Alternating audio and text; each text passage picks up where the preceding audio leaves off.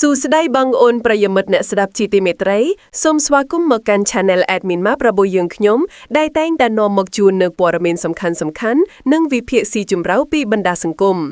ថ្ងៃនេះแอดมินมาปริរីណាได้บรรจุបងប្អូនសាជាថ្មីហើយប្រធានបទដែលយើងនឹងលើកយកមកជជែកขึ้นណាគឺជារឿងមួយដែលកំពុងទទួលបានការចាប់អារម្មណ៍ខ្លាំងហើយក៏ជាករណីមួយដែលឆ្លុះបញ្ចាំងពីយុត្តិធម៌នៅក្នុងសង្គមយើងផងដែរ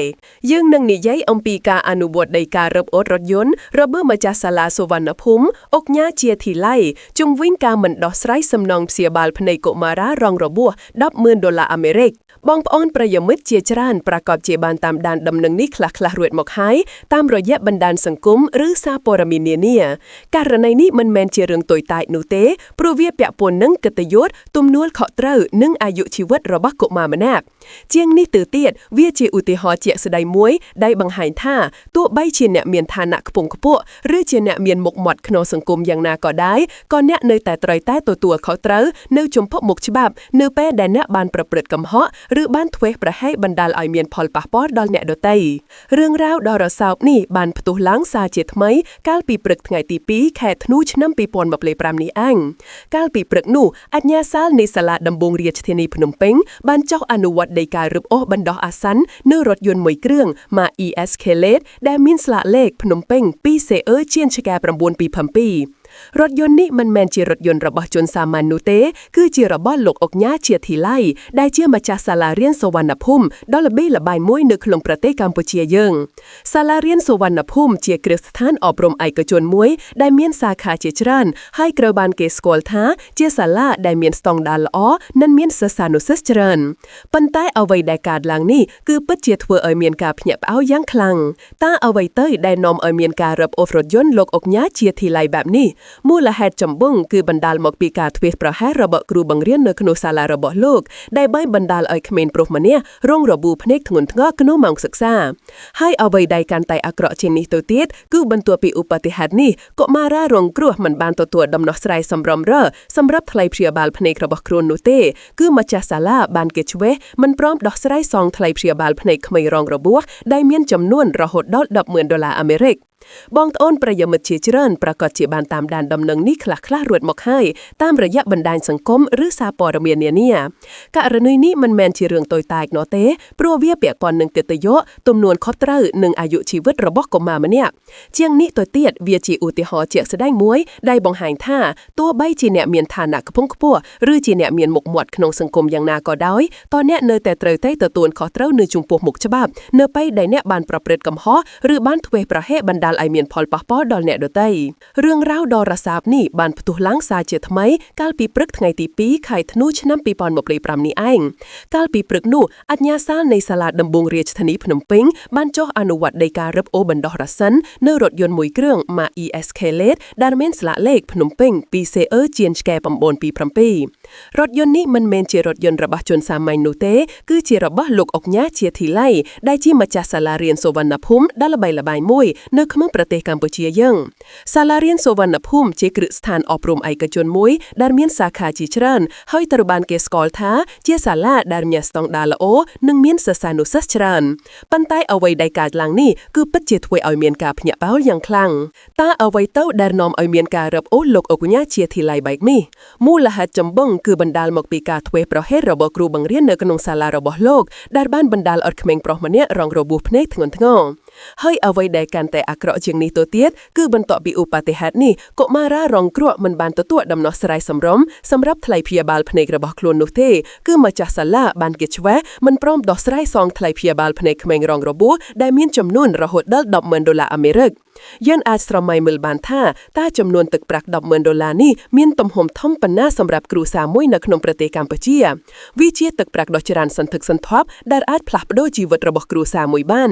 ទឹកប្រាក់នេះមិនមែនគ្រាន់តែជាសំណងសម្រាប់ព្យាបាលរបួសរាងកាយនោះទេតែវាក៏ជាសំណងជំនឿចិត្តដ៏ធំធេងសម្រាប់កុមារនិងក្រុមគ្រួសាររបស់គេផងដែរដែលត្រូវស៊ូទ្រាំនឹងការឈឺចាប់ផ្លូវកាយនិងផ្លូវចិត្តផងដែរយោងតាមប្រភពព័ត៌មានបានឲ្យដឹងថាការអនុវត្តដីការរឹបអូសនេះគឺ ทั่วล้างกรอมการสอบสมเรียนนิติวิธีปีโลกคำสุขมาราได้เชี่ยอัญญาซ่าในสลาดดงบวงเรียชเทนีพนมเป้ง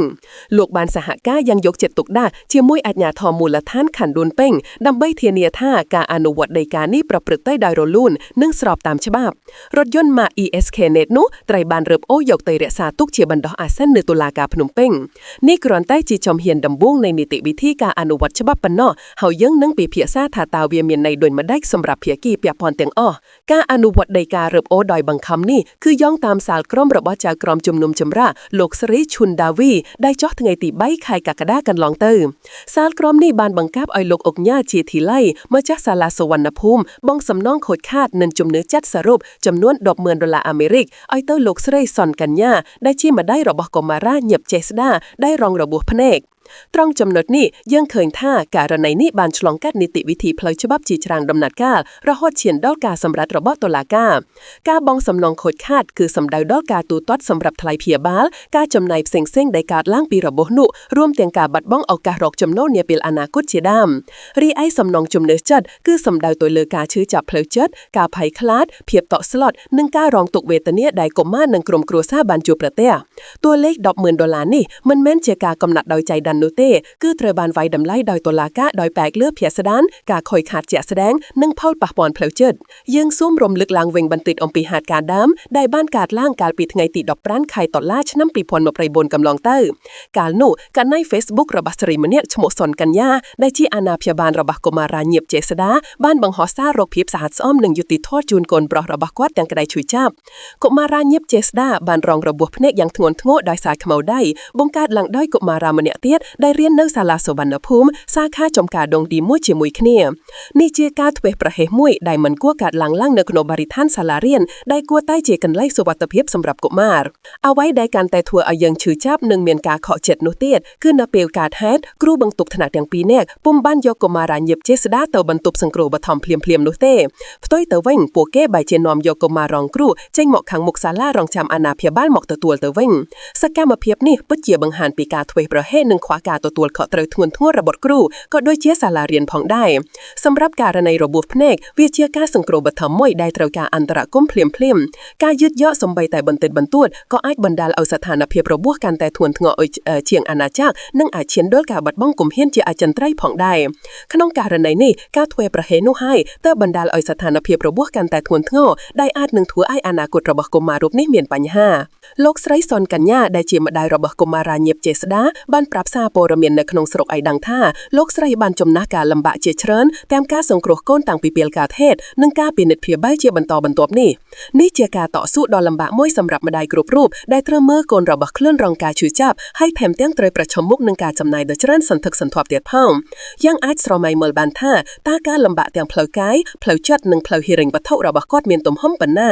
มาได้กรุบรูปแต่งไตจองเคินโกนระบบคลุ่นเมียนโซกเพียบล้อนึ่งเมียนอนาคตพลิสว่างแต่เนเปลได้โกนรองระบุโดยสากาถเวประให้ระบบแนดตี้ให้แถมเตี้ยงมันตัวขอเตยเตียนูเวียรแต่ถวยมาได้เมียนกาชือจับหนึ่งคังสบาคลังล่างกะระในนี่มันตรำตาเจบานิฮาปตอลคลุ่นระบบครูซากมารองครูนูทีแต่เวียก็เจียสามวยสำหรับกฤษฐานอบรมแต่งอ้อนในครองประเทศกัมพูชีพองได้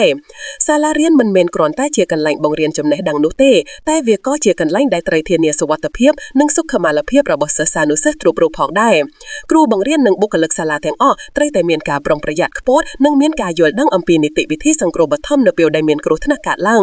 กาทเวประเฮศไอโนมกในพอลวิบะทั้งทั้งได้ไอปะปอดดัลอนาคตระบบกมานันกตยุระบบซาลาแตงมูลตระลับมกะระในระบบรถยนต์วิ่งเบอร์ตามกาบังฮอสระบบกรมครัวซาเขมงรองครัวชมัวเนียปรัตนาได้ปรากฏใน Facebook เนียปรัตนาบ้านเซไอดังพองได้จมเวนกะระในระบบรถยนต์ในท่าในปรึกธนิติปีแขกธนุชนำปีปวนมาปริปรำอัญญาซาลในศาลาดงบงเรียชเทนีพนมปิงบ้านเจ้าอนุวัตในการระบบบันโตอาเซนรถยนต์ระบบโกนบอมน้องได้เชื่อมาจากศาลาเรียนสวรรณภูมิอุกญาเฉียทีไล่โดยบ้านระบบรถยนต์มา ESK เลสชนะเลขพนมปิงปีเซเชียนแกปมบุญปีพามปีบรรทปีอัญญาซาลโจตัวดอลข้างโกนบอมน้องมันปรมสหกาเต้ข้างอัญญาซาลบันสำรักจูลรถยนต์สำหรับสตุยรถยนต์ยกตัวรักษาตุกในตุลากาแต่โดยเมียนข้างเมเทวีตำนางไออกญาเฉียทีไล่มอกซุ่มจ่อจ้าเฉียมวยข้างอัญญาซาลพวกแกสมเบิกบอรถยนต์ได้ไตรระบบโอนุดอยสมัครเจ็ดเตยครวนอ้างดอมไปยกตัวรักษาตุกในศาลาดมบงรีชเทนีพนมปิง